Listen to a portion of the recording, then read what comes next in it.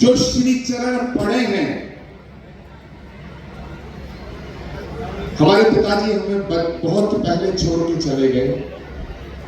हमारी मां 5 साल पहले छोड़ के चली गई। आज सारी दुनिया में जहां मैं जाता हूं उससे आशीर्वाद लेने वाले लोग मिलते हैं। वो कामना करते हैं कि आचार्य जी से हम आशीर्वाद चाहते हैं। वो कामना करते हैं कि मैं उन्हें आशीर्वाद दूं, क्योंकि आशीर्वाद की शक्ति से बहुत से बिगड़े हुए काम बन जाते हैं। लेकिन कभी आपने सोचा है कि मैं आशीर्वाद जो देता हूं, मुझे भी किसी के आशीर्वाद की आवश्यकता होती होगी। और मेरी आदत है नारायण गिरि जी महाराज कि मैं औपचारिक संबंध नहीं बनाता। मैं औपचारिकता में यकीन भी नहीं करता। किसने माला दी, किसने फूल दिए, किसने पटका दिया, मैंने कभी इस पर विचार नहीं किया। मैं भाव पर ध्यान देता हूं, क्योंकि मैं ऐसा मानता हूं परमात्मा भी भाव ग्रही है, क्रिया ग्रही नहीं है। लेकिन हिंदुस्तान ही नहीं, पूरी दुनिया में मैं जहां जाता हूं सबके कल्याण की कामना करता हूं, सबकी प्रार्थना, सबके कल्याण के लिए प्रार्थना करता हूं, सबको आशीर्वाद देता हूं। लेकिन जिनसे मां और बाप के बाद मैं आशीर्वाद की कामना करता हूं, उनका नाम सुधांशु जी महाराज है।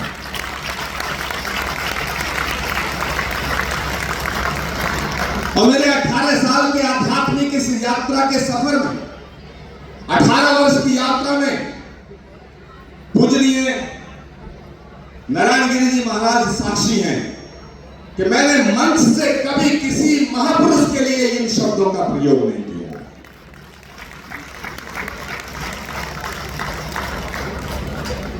दो 2016 में 7 नवंबर की तिथि थी। यही धरा थी, यही मंच था, यही मौका था। लेकिन अचानक हुकूमत का फरमान आया और कहा कि मंदिर का निर्माण नहीं हो सकता है। धरती हमारी थी, धर्म हमारा था, धन हमारा था, श्रद्धा हमारी थी, आस्था हमारी थी, लेकिन दखल हुकूमत की थी। हमारे सामने 2 रास्ते थे। एक रास्ता था कि हम यहां संत महात्माओं के सामने एक उग्र आंदोलन करते, उनको साथ लेकर के, और हुकूमत को हमारे ऊपर लाठियां भाजनी पड़ती, हमें हमारे ऊपर गोलियां चलानी पड़ती। हम शहीद होने से नहीं डरते थे। लेकिन नारायण गिरि जी उपस्थित हैं इस मंच पर। उस समय श्री कल्की धाम की आधारशिला रखने के लिए पूज्यपाद सुधांशु जी महाराज स्वयं उपस्थित थे। और जिस समय कल्की धाम के निर्माण पर पाबंदी का फरमान सुनाया गया, तमाम टेलीविजन पर न्यूज फ्लैश हुई कि श्री कल्की धाम के निर्माण पर उत्तर प्रदेश की हुकूमत ने पाबंदी लगा दी है।